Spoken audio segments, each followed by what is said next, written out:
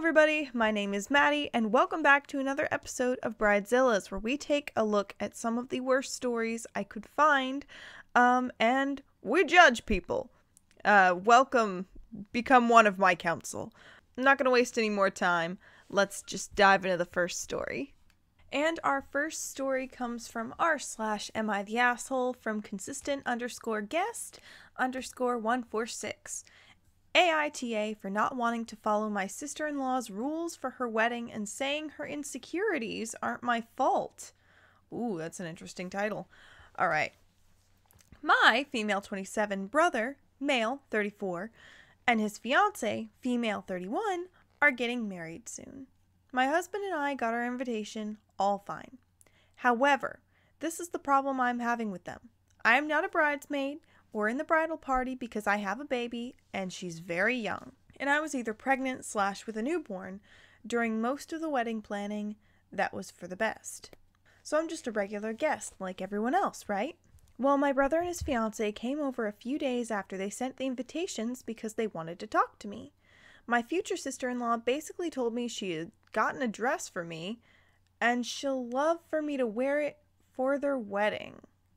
I was kind of like, okay, thanks, but why, you know?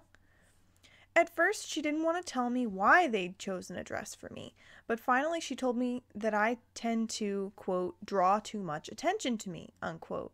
Last year, our other brother got married, and my future sister-in-law thinks that she doesn't want to risk having me show up similarly to their wedding. By the way, I wasn't wearing an inappropriate dress or white or anything like that. I was wearing a normal formal dress. I was very confused by this and I asked what she meant because, as I said, I know how to dress up for a wedding. I reassured her that she shouldn't worry about being, quote, outshined, unquote, because for starters, it's her wedding day and everyone will be paying attention to the bride and groom. And secondly, I won't wear an inappropriate dress with like too much cleavage or something. Her family is rather conservative. So I thought maybe she was more scared of her family's reactions. We discussed this for a while, and she told me that the problem is my weight. She's a little overweight and I'm not. Always had problems gaining weight, even while pregnant. So she feels insecure and that's why she wants me to wear a dress that would cover me completely. This is where I think I might be the asshole. I told her that her insecurities were not my problem, and that it was weird to ask me to wear a certain dress just because I'm skinnier than her. She told me that she knew I'd have this reaction because supposedly I always want to be the focus of attention. She also said that my life has been easier and it's not fair that I want to steal her wedding day as well. I asked her if she was doing this with every other woman who was skinnier attending the wedding, and she said no, so I told her that's a shitty move. We argued, and then my husband and brother got in between us too, so they argued as well, and finally we kicked them out. But not before I told them to enjoy their damn day because I wasn't attending the wedding, for which they accused me of being a drama queen and wanting to embarrass them by not going. Well, I'm more calm this. I don't know what that means. And this has caused quite a fight in our family as well.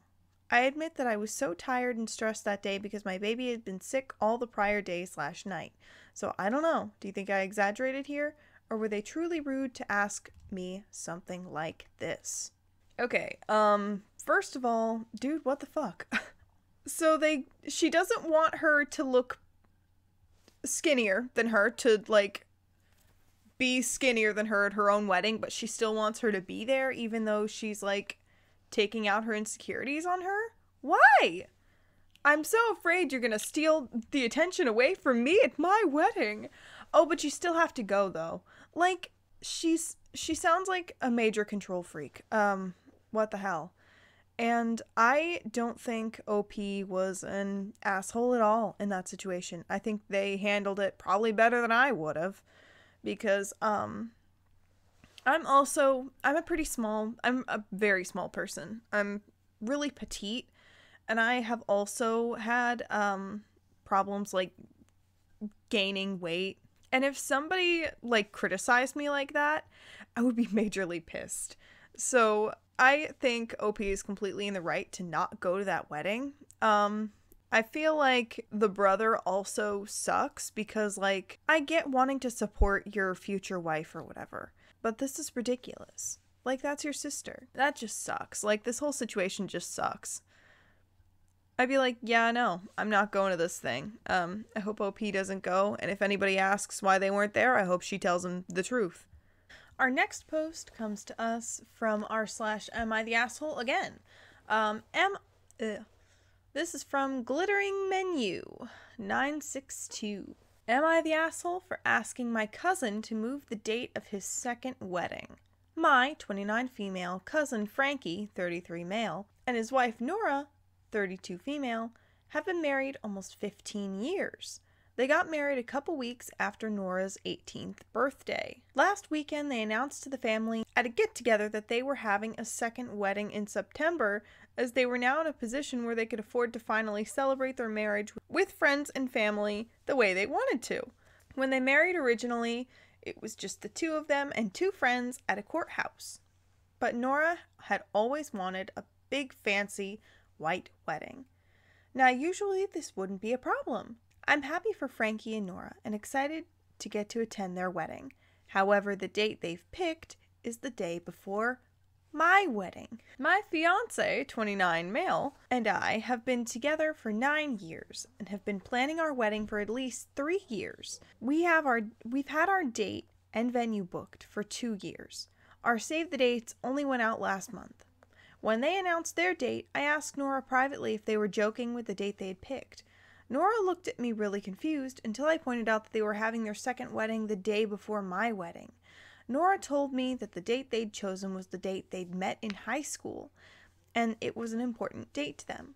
Later on, Frankie asked me why I wasn't happy for them, and I told him that it was rude of them to have their second wedding the day before mine.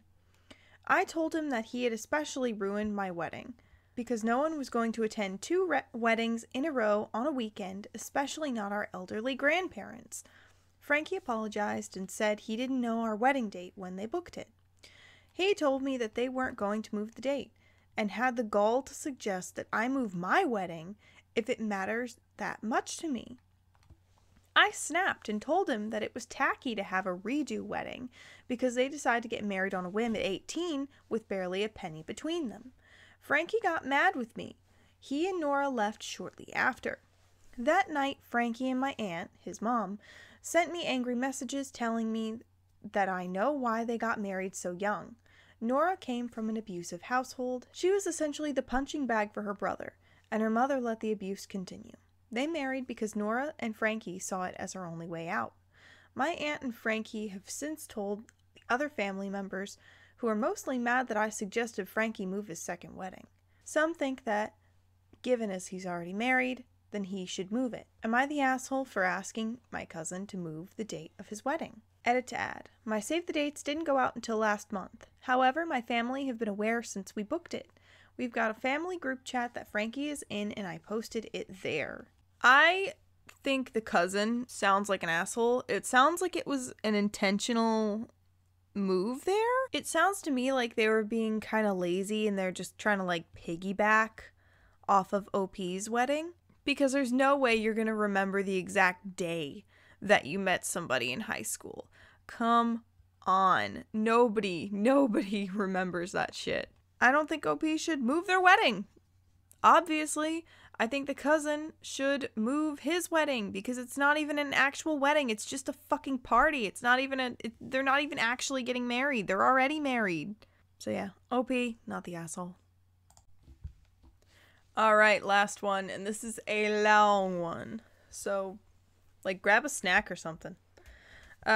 This one comes to us from r/Bridezillas from OK_application 4857. A lying liar who lies. Bridezilla edition. Oh God. Okay. I, 30 female, was in a wedding for two high school friends, male and female 30, last year. In high school, let's call her Steph and him Tim. Steph had really strict parents, and Tim had a kid from another relationship. Steph hid her relationship from her parents and would have me cover for her when she was out with him. We lost contact during college and talked a bit afterwards. The only times I would see Steph at this point was when something would happen in her relationship or with her strict parents.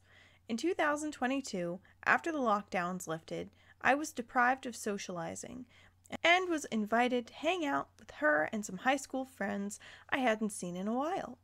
After this, I got invited again to another gathering, and at this one, I get asked to be a bridesmaid in her wedding. I did not say yes at first because I knew how much of a commitment that was.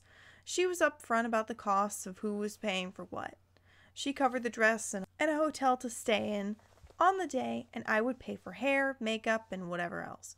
Steph assured me it wouldn't be a lot of work or a huge time commitment, and that the wedding was going to be small. It was not supposed to be an expensive ordeal on us either. Her parents were also not coming because they did not approve of this union because of the guy's cultural background and his kid situation. I felt bad for her, and eventually I said yes. Closer to the day of the wedding, we were all excited. The bridesmaids got along, and we had fun helping with the events. I helped plan the bachelorette party, and we all had a good time. We all liked our dresses, although the alterations, which I paid for, were quite expensive. Other than that, it was all fine, and I was actually quite involved at this point, with helping and being a supportive friend. A few days before the wedding, it gets canceled out of nowhere. Apparently her parents wanted to be involved now, but only if they canceled this wedding and throw another one for her. The mayhem this caused was insane. People lost money. The florist cut $3,000 worth of flowers, in which Steph wanted a refund and was told no. Hotels were paid, and people were flying in for this. His family, who helped her plan the original wedding, were pissed. There were plans to go to Tim's family's home country for a separate reception thrown and paid for by his extended family. And that's when shit started getting really weird. Looking back, I should have backed out here. Steph started telling people that the wedding was called off because Tim's mom, who had been helping her organize everything, had COVID, and it was her fault they canceled the wedding. She never had COVID, and I don't know if to this day she knows that she was blamed for this, but I do know this whole ordeal was really hard on her. It gets worse. Steph, Tim, and Tim's family go to this other country, and the reception happens because Steph told everyone to lie to their family that they were actually married. They were not. Steph gets into a massive fight with Tim's sister after she expressed that she was uncomfortable about lying to their family and that it was wrong. Steph thought she was overreacting. It started becoming a pattern with Steph that she started using the situation to get people to do things they aren't comfortable to do. 2023 starts, and I had very few details about what was going on, but chose to stay in it because I thought I just needed to show up at this point because we already did everything. When I find out the details, this wedding is the complete opposite of what I was originally told. Bigger, with 200 people, in a hall. We now had to pay to hire a rental car, and the cost of hair and makeup were now, I eventually volunteered to do my own MU because Steph overbooked too many people for one MUA. At the time, I was also working on a project at work and going through some health issues. Well, keep what they were vague, but stress makes it worse. I told her this, hoping she'd start relying more on other bridesmaids or the maid of honor for help, and seemed understanding. Then she sends this crazy long email with what we were supposed to be doing the day of. The bridesmaids are set to do everything, i.e. entertainment stations for guests, receiving line, showing people to their seats, etc., and the groomsmen get to relax at the bar. When I asked her, she basically said, because we are the women of the bridal party, we have to throw the wedding. Men are useless, so I did not give them anything to do. She also tried to get me to pay for the bridal party's transportation for the day of because Steph only booked an expensive car for her and Tim, and the bridal party were not thought about. I said no, because I couldn't take any more on, and she should be paying for this. She also told us she expected a specific amount in our wedding gift envelopes because they apparently could not afford this bigger wedding. Lastly, we were told of a list of lies that we were to uphold to her family. 1. The couple have been together for 3 years, not 15, because her parents don't know when or how they met. 2. His son is brother or cousin because her extended family did not know he had a kid. 3. His sister, who has a kid with her boyfriend, is married because out of wedlock is frowned upon by these people. They are not married. 4. There was some issue about Tim's mom having a boyfriend and not a husband. She was a widow. Steph also kept on messaging me at work, and it got to a point where she would get mad at me if I didn't see a message in a timely manner. And so many unnecessary group chats. Again, she had other bridesmaids and a maid of honor to help her too, but put a lot of stress on me and one other bridesmaid. All this unnecessary pressure and stress from Steph made my health issues worse, and I ended up having a health crisis that was a super traumatic experience. People in my life at this point were telling me to back out of this wedding, and I tried. I told the couple I couldn't do this and had to put my health first. Both of them teamed up on me and said all these things that, in my vulnerable state, I believed. We are worried about you, we care about you, and we want to make sure you're okay now and after the wedding. After the wedding, we want to check in with you. We want you there with us to make sure you're okay. But we need you there. You're the most important one because you got us together. Feeling that pressure and guilt, I stayed in it. And when they were trying to convince me, they made the makeup artist thing seem like it was an accommodation. Because I now didn't have to be at her house at 6 a.m. and could be there at 9 a.m. Steph then tells me she is going to lie and tell people I slept in on her wedding day, making me look like an unreliable asshole when I'm going through a tough time already. I told her to stop with the lying, and still to this day I do not know what she told people. On the day of, I wished to be anywhere else but there, because I had this sinking feeling all day that I had been lied to as well. That they only cared about this wedding and not my health, because if they did, they would have respected my initial decision to not be there and let me rest. I had to pretend I was okay the whole day. And after the wedding, I really saw their true colors. She messaged me after the wedding, because I had given them my card with money in it, and I guess she realized there wasn't enough because she was asking me for more money. I gave what I could on top of the expenses I paid to be in these weddings. That was it. They never contacted me to check in with my health. It was radio silence.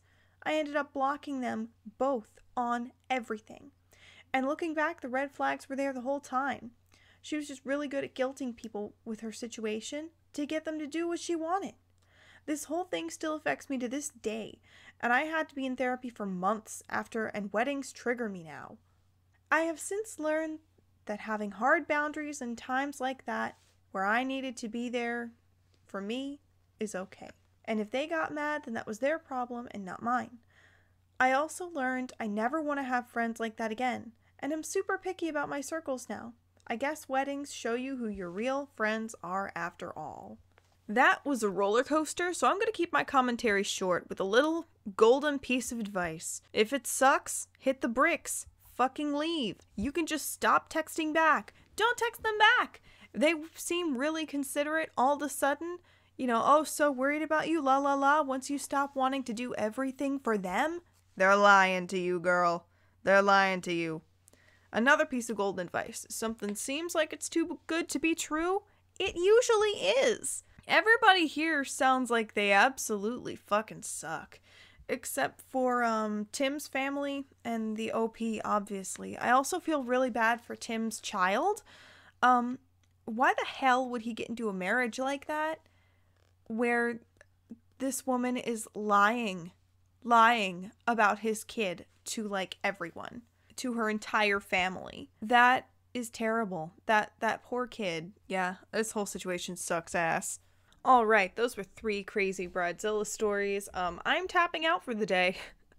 I hope you enjoyed this video, and if you did, please leave a like or a comment down below, or both if you've got the time, and come back for another one, because I will definitely be recording another one of these. Alright, that's it from me for now. See ya. Until next time, take care.